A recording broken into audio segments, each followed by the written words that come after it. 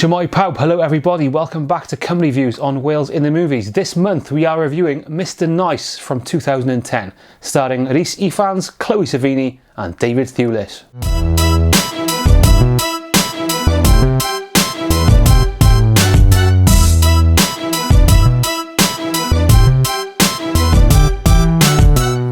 I'd just imported enough Colombian marijuana to get every inhabitant of the British Isles stoned. What's a Welsh fat like you doing selling hash anyway? You should have stuck to painting road signs. What was the purpose of your visit? Studying beneficial herbs. I was saying, can you send the Nordal? What the fuck's Nordal? Wise up, you have to use codes. Nordal is hashish. We should get into the American market. Welcome to California. You travel in circles we can't penetrate. Are you asking me to be a spy? We need people to gather information. I've got the Nordal. Jim! I've got... I can hear you the other end of the field, man. It's not even on, Jim. I was being pursued by the IRA. Howard, why don't you stop? Stop what? The DEA. Get me the money. Customs and Excise. Don't tell anyone I'm here. The police. I'm on the run, see? I was Britain's most wanted fugitive. Can I help you? I could be banged up for 14 years. I'll wait.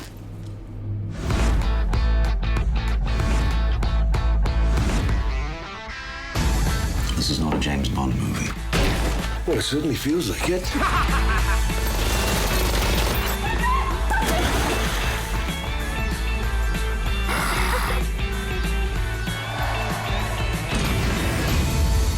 Howard, don't be naughty. Who, me? Mr Nice the film made its debut internationally at the South by Southwest Film Festival in Texas, USA, March 2010, and was first shown in the UK at the Edinburgh Film Festival in June 2010. It's the biopic of the international cannabis smuggler and Welshman Howard Marks, and also an adaptation of the cult best-selling autobiography of the same name, published in 1996. Mr Nice was released on 8th of October 2010 and, according to Wikipedia, made an opening weekend gross profit of £534,000, although IMDb states that the opening weekend profits were a more modest £134,000. It was released in the USA 8 months later in June 2011. The movie was a, no pun intended, joint venture. See what I did there? Between the UK and Spain, being shot on location in Benidorm and Alicante, as well as numerous locations in Wales, and had many company production credits, including Independent Film Productions and the Wales Creative IP Fund, who'd previously helped to fund partly Wales set production The Edge of Love back in 2008, and have since funded other films set in Wales such as Patagonia, Submarine and Hunky Dory. The rights to Mr Nice were sold by Howard to the BBC in the 90s, but it was eventually turned into a movie screenplay by English director Bernard Rose, whose most famous films previous to this were the 1992 horror Candyman and Immortal Beloved, which starred Gary Oldman as Ludwig van Beethoven. Bernard also acted as director of photography and co-editor of this movie, and we'll explore this issue later on in the review. For now, the film's main players are Rhys Ifans as Howard Marks, Chloe Sevigny as Judy Marks, and David Thewlis as the madcap IRA soldier James McCann. I always found it a little bit of a coincidence that Thewlis and Ifans were in this film together, as they often get confused for one another in real life. In fact, less than a year after the film was released, Thewlis split from his then wife Anna Friel, who started dating Ifans a few months later in a relationship that would last for 3 years. A little bit fishy perhaps. David is one of my favourite actors and has been since one of his first TV appearances in the 80s show A Bit of a Do. He's in all of the film's funniest scenes, threatening to take the attention away from Ifans almost every time he's on screen, and that's no bad thing. He even played Welsh himself in the hilariously bad Basic Instinct 2 Risk Addiction, and in a bit of movie trivia was married for 2 years to Welsh actress and director Sarah Sugarman, who in this film played Howard Marks' mum. It's 2010. Howard Marks was a media personality, occasional actor, magazine columnist and public speaker, and our film opens as Howard, played by Rhys Ifans, steps out on stage to a packed theatre in an undisclosed location, but which was in fact shot at the Old Vic Theatre in Bristol, England. As Howard asks the crowd, "Are there any dope smokers in the audience?" They break into applause, and then begins Howard's monologue as he recounts the story or stories of his life. The next 2 hours go from Kenfig Hill to Oxford, through Germany and Ireland, Spain and Afghanistan, and then eventually a penitentiary in the USA, as we see Howard go from fish out of water Welshman in England's poshest university to the world's most successful and well-connected dope dealer, connected with organisations as murky and dodgy as MI6, CIA, the IRA, the Mafia, and of course the British police. The journey really starts when, going through a period of detox after his uni drug days, Howard gets a distress call from his old friend Graham, played by Jack Houston, who has been arrested in Germany and wants Howard to complete the dope deal by driving loads of Lebanese black, that's hashish by the way, over the European borders to Britain. So Howard gets involved, gets away with it, makes a ton of cash, and gets quickly addicted to this dangerous lifestyle. Before long, he's an infamous and globe-trotting dope smuggling legend and getting into all sorts of dangerous adventures. Every time I crossed the border, I'd get a religious flush and an asexual orgasm. Righty-ho, so that description may bring up all sorts of movies for you as reference points. You may be thinking of, for example, Blow or Scarface. At times I was recalling the frantic cocaine-fueled escalation caused by Henry Hill in Goodfellas. The story of Howard Marks and the book Mr. Nice that the film was based also give opportunities to comment on such themes as altered consciousness, multiple identities, and the injustice of the so-called war on drugs pursued by many governments across the world. It also provides the chance to tell one or many of the stories related to a working class kid and Welsh speaking kid like Howard Marks lording it up with some of the planet's most powerful dudes. There's loads of potential themes to explore here. Unfortunately, the film commits many errors and generally buggers it up. I've got to be honest from the word go, folks, I find Mr. Nice to be a total mess. I've watched it about 4 times and I've still got no idea what the story's about, and I don't think the writer-director has either. It's truthfully hard to know where to start, so I'll just work through some of the problems of the film, leading you through some plot points, resulting in a bit of theory and speculation about how a story with such potential and such precedents to build on in the genre could end up being so totally forgettable. This really should have been a buzzing movie, but it just falls way off the mark. I read Howard Marks' autobiography Mr. Nice back in 1998. Yeah, check me out. But honestly, I'm not an avid reader. If I finish a book, I've enjoyed the book. I remember being intrigued and amused, and as a 20-year-old lad, quite impressed with Howard's insight into the drug laws he got on the wrong side of. It was on the bestseller list for 1997, so was perhaps in some special place of development hell for 10 years or so, until being brought to the big screen in 2010 by Independent Film Productions and the writer-director Bernard Rose. Marks himself was the one who sold the story rights to the BBC back in the 90s as the idea for a TV production. As he explains on the DVD extras, many potential contributors to the BBC TV project were put off by much of the book's subject matter and pro-drugs message. And I gotta say that on viewing the movie, the first impression is that its content is much more suited to a TV serialisation. There's a lot of stories to get through in its 2 hours, and movies tend to work best, when they're functioning on a single story or a single theme. Not all movies, of course, but when you have such a dominant character like our Howard, who's in every single scene, the narrative often needs to reflect that formula. Towards the end of the movie, it temporarily tries to focus on the Marks family and gives Chloe Sevigny a chance to shine as Judy.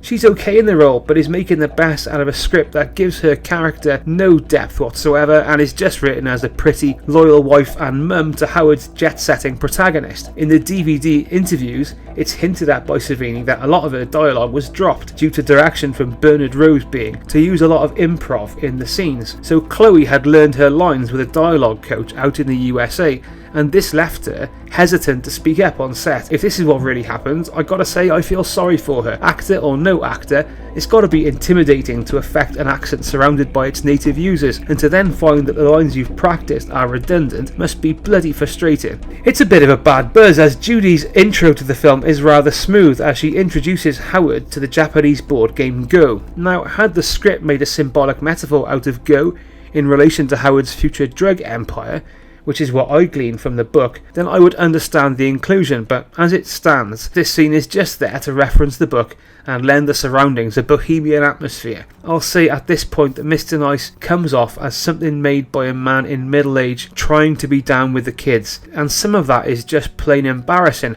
Some of the movie's aesthetic choices create a visual mess which feels rushed and unplanned. As soon as the film opened as a viewer, I was totally confused and distracted. So let's analyse this intro here. Howard Marks walks with his back to the camera, facing the theatre audience, and begins narrating. The opening is what writers call a framing device, but what we hear is the crisp and clear sound of a studio voiceover booth, not the tense rustling sounds of a packed out theatre. Straight away, this compromises the integrity of the narration, and therefore the whole movie. Were it about any of the potential themes, perhaps a story about an unreliable narrator which commented on, the psychological effects of a man with multiple identities, then, fair enough. But the medium here ain't the message, it's just there for a little bit of play around. And we then cut to this image. The curtains are back, and as Ifans narrates, we're shown Howard's school memories. This is a framing device within a framing device, and there seems to be about 4 or 5 different things going on here, including black and white images in the old 4:3 aspect ratio. I don't know why this needs to be in black and white. Perhaps Rose was trying to hide the fact that 45-year-old Ifans is playing a schoolboy, but it just looks a little bit creepy.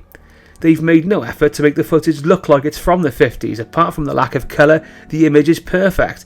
If you look a little bit closely at this scene here as Howard leaves Kenfig Hill for the first time, you can see the houses have all got perfect pointing and stonework with PVC doors and new shiny double glazed windows. I know this is a low budget movie and I know this is nitpicking a little bit, but there are plenty of streets, particularly in Wales for heaven's sake, you could shoot that and it would still look like it was from the 1950s, so this just comes off as well lazy. There are also far less distracting and more efficient ways to deliver narrative flashback than these scenes. Throughout the film we get this odd technique of adding Ifans and Sevigny digitally into old stock footage from the eras like this. Now here's what the UK's biggest film reviewer Mark Commode had to say about this odd juxtaposition of image formats. There's a strange device in it in which the characters are put into period setting by taking old film of streets in the 1960s and digitally putting them into it.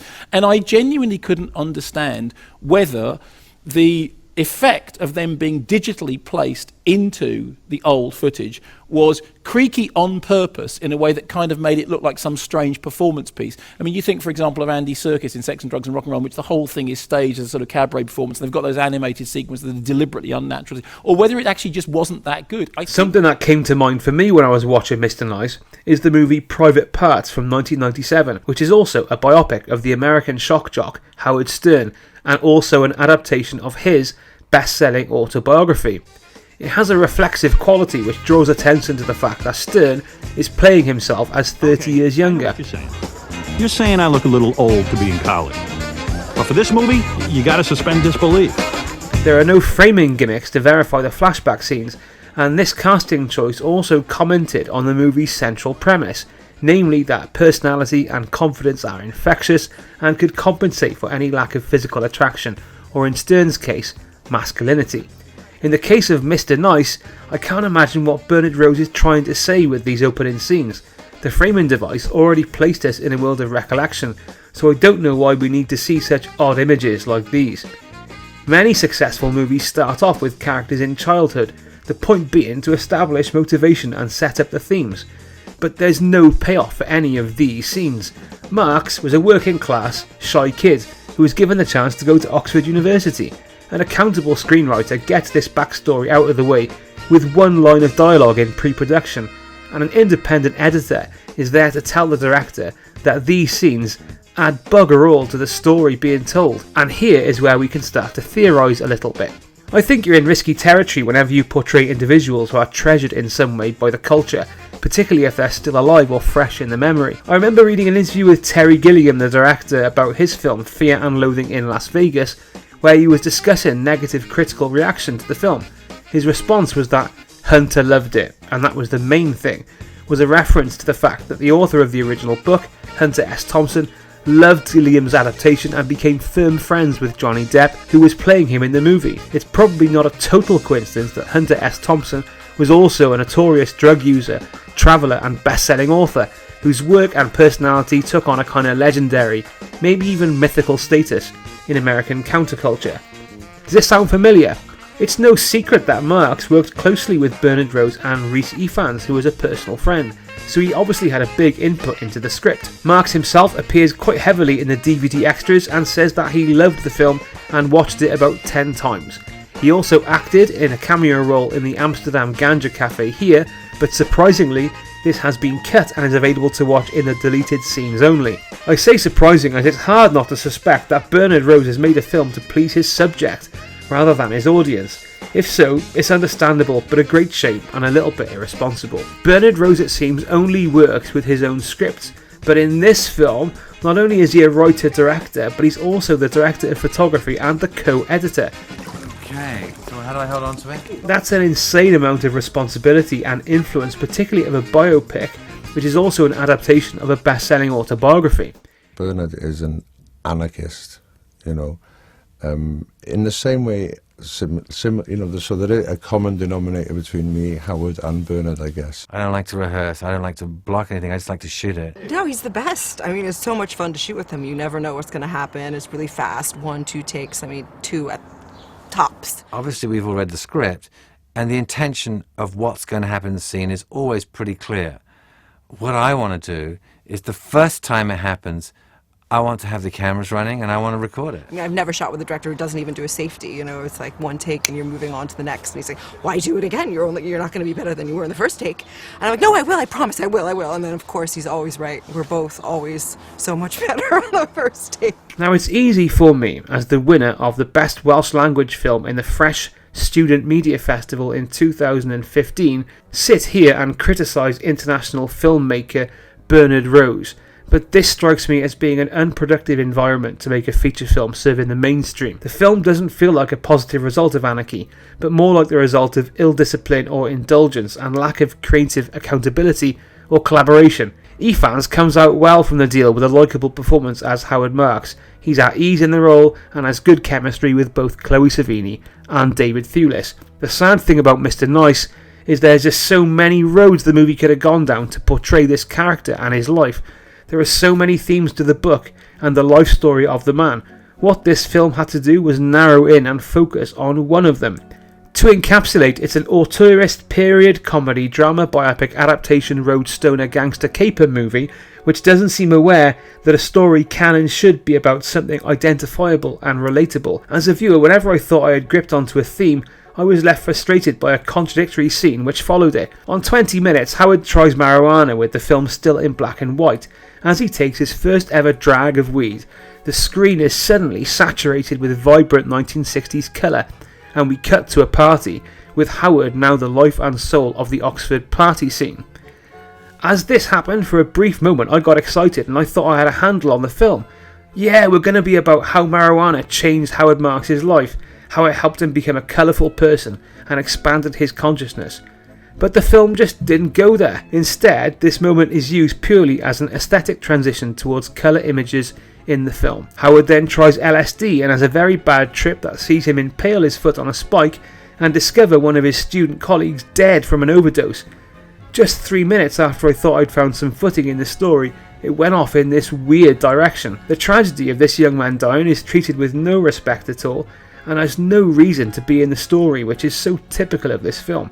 It just acts as a springboard for the next in a series of what feel like life events chosen without any thought for audience. Perhaps this death actually happened, but that's not reason to put it in the movie, and it adds to the feeling of Mr. Nice being made for Marks himself, not fans of the book or for a new audience, which is a big shame. When Howard completes his first dope deal and makes loads of money, you may be expecting a kind of Scorsese-like opulence or escalation to the events, but it never happens.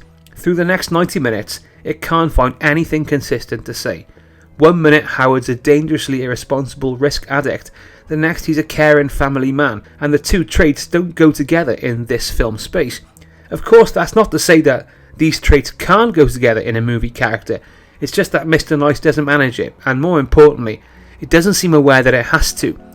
As for Howard Marks' family unit, to tell you the truth, I'm a little bit uncomfy with how they've been portrayed. We have a couple of lines where Howard tells Judy how much he loves her, but these scenes just aren't earned, and Howard is shown as having barely any consideration for his family, and that's not intentional, which is a problem. Had this film concentrated on Howard's wayward neglect of his wife and kids, for example, perhaps making him the antagonist, it may have worked on that thematic level, but again, whenever you think the movie's going in that direction, it gets distracted by some more meaningless detail and just comes off as childish. I for one don't find images of dads smoking joints around their babies and young kids edgy or charming, no matter what decade we're in.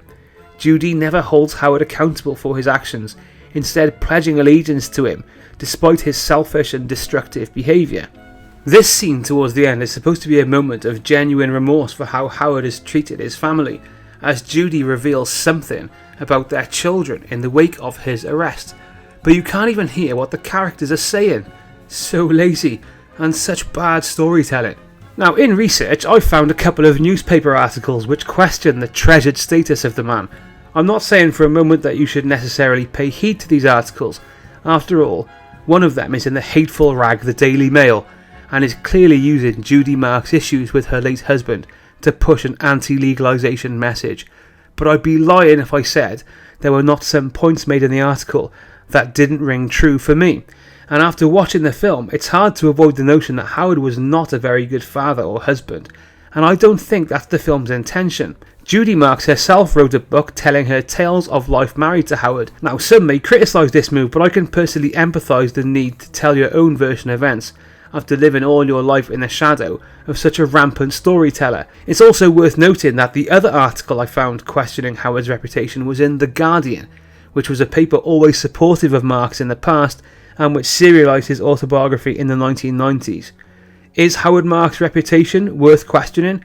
I'm not sure if I'd go that far, but Howard always struck me as a dude who just wanted to be famous more than anything else. He wrote a follow-up to his autobiography called Senor Nice, he wrote Lads Mags columns, he did speaking tours across the world, he wrote books of his own experiences with marijuana, he even released compilation CDs of music he likes to listen to when stoned. A documentary is soon to be released called The Real Mr. Nice, which again features Howard and includes lots of archive footage.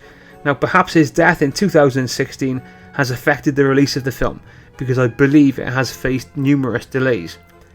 I got no desire to slag off hard-working artists and creators who are more talented than me, and who put in the immense effort that's always needed to get a feature film off the ground, but in the case of Mr. Nice, there are so many fundamental errors in pre- and post-production that it leaves an honest reviewer such as myself with very little positive to say, and in need of answers as to how it could be so bad.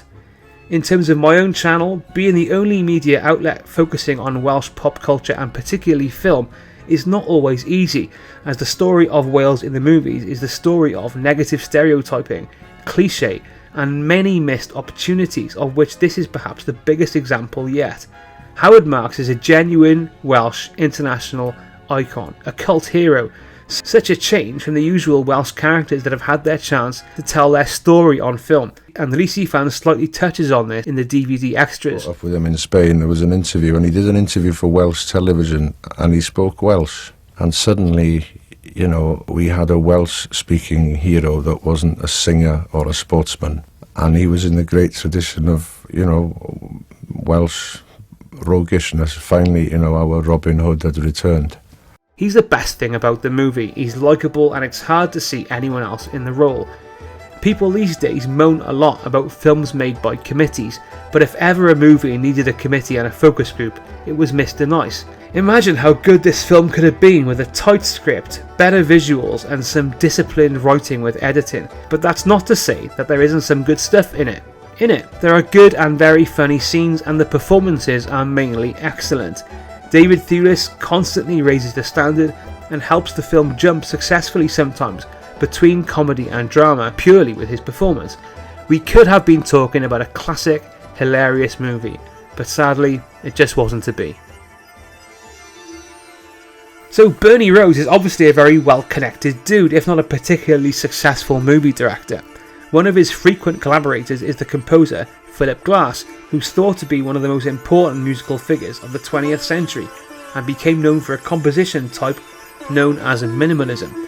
He's worked on plenty of documentaries, particularly with Errol Morris, and a decent list of mainstream independent fiction cinema including Kundun, The Truman Show, The Hours, and most recently the Fantastic Four reboot. What appears to have happened here is something that I remember with another minimalist composer, Michael Nyman, for the documentary Man on Wire, where the director uses a professional friendship with the composer to secure rights to their back catalogue, as it appears that a lot of Philip's music used in Mr. Nice was stuff he'd already produced, and many of the tracks feature on his 2004 album Orion. I think some of this music works really well, particularly this scene here, where Howard tries dope for the first time and transforms his life. I think this works when the music being used is not well known or iconic, as it isn't here, and wasn't in the film Man on Wire, which used music from the Peter Greenaway movies Drowning by Numbers and The Cook, the Thief, His Wife and Her Lover. For me, Philip Glass' existing tunes work well within the many scenes they're used for in Mr. Nice, but the new tracks don't really add anything memorable to the movie and sound a lot like the kind of music you may hear from Michael Nyman, but without the atmospheric movie to accompany, it's fairly unmemorable. There is no soundtrack commercially available for Mr. Nice, but it also features pop songs reflective of the period, with bands like Pink Floyd, Deep Purple, John Lennon, and the movie's credits are played out to the song Don't Bogart Me by Fraternity of Man, which featured in the classic Easy Rider. Yes, Cymru, da iawn. A lot of the movie was filmed in Wales, as well as what usually happens in the country doubling for other places. For example, these scenes here, set in London, are filmed in Mount Stuart Square in Cardiff's Old Bute Town. Howard's clothes boutique is really a cafe in Pennyland, Cardiff, called The Pantry, and these bits are actually shot at the back of Cardiff International Airport, as the airport themselves were good enough to confirm on Twitter. Diolch guys. I think the original shots of Kenfig Hill were shot in the real place, as Howard seems to suggest on the DVD extras, but also Trehafod in the Rhondda also acts as Mark's hometown of Kenfig Hill, and you can see the Rhondda Heritage Park in the background here. As for Welsh actors, we got a couple of interesting faces as Howard's parents. William Thomas, who's more or less an obligatory face in Welsh films, and is most famous for playing Bryn Cartwright in Twin Town, and as mentioned, Howard's mum, we have Sarah Sugarman, actress and director of such films as Very Annie Mary, Mad Cows and Vinyl. As for cultural Welsh references, well, there's not really much in the film, apart from a couple of digs by David Thewlis' character, such as this. What's a Welsh prat like you doing selling hash anyway? You should have stuck to painting road signs. Now, for anybody involved with the Welsh national movement on any level, they'll be aware of this reference, but if you're from outside Wales and don't know much about the country, this is a reference to the Free Wales Army, known as Byddin Ryddid Cymru, which was a paramilitary Welsh nationalist organisation which could be found doing some slightly more aggressive work, but is most famous for the defacing and the destruction of English language road signs within Wales. Personally, I quite enjoyed these references because it's realistic. If you were an active member of the IRA in the 1970s, you would have total disdain for Welsh pacifism in the face of British aggression and colonisation of their country. As I mentioned, Howard also has a scene cut from the film, but you can catch a much better cameo from the man in Justin Kerrigan's Human Traffic from 1999. And I've got to say, I got more of a sense of the man in this 2-minute cameo than I did from the 2-hour movie of his life. But that's always the chance you take. Other connected cameos include Jamie Harris, who's in the film In the Name of the Father, which has some visual and production design similarities with Mr. Nice. Also, Howard's first wife Ilsa is played by Elsa Pataki, who's from Fast and the Furious and is married to Chris Hemsworth, and she'll be starring with him soon in the movie 12 Strong. Crispin Glover, of course, we should all know as George McFly from the Back to the Future movies in the 1980s, and he doesn't seem to have aged. Andrew Tiernan is in Interview with a Vampire and 300, and most interestingly, the movie's got a cameo from legendary English film director Ken Russell, who's the boss of such movies as Women in Love, The Devils and Altered States. Cymru Views gives Mr. Nice a bad buzz score of 55%. I've got to say this film is another missed opportunity to immortalise a Welsh folk hero and someone who plied his trade on the biggest of world stages. It could be possible that another film one day is made about the life of Howard Marks, but with the failure of this movie and the man himself unfortunately passing away in 2016 from cancer, it's hard to imagine this story will be revisited anytime soon. But also part of me thinks that it's maybe best that his story and legacy be given time and space to breathe before one day a more disciplined film team has a crack at doing justice to the story of a genuine Welsh legend, Dennis Howard Marks. Well, they're a gentleman, but that's an English trait. Howard is a gentle man. That's a Welsh trait.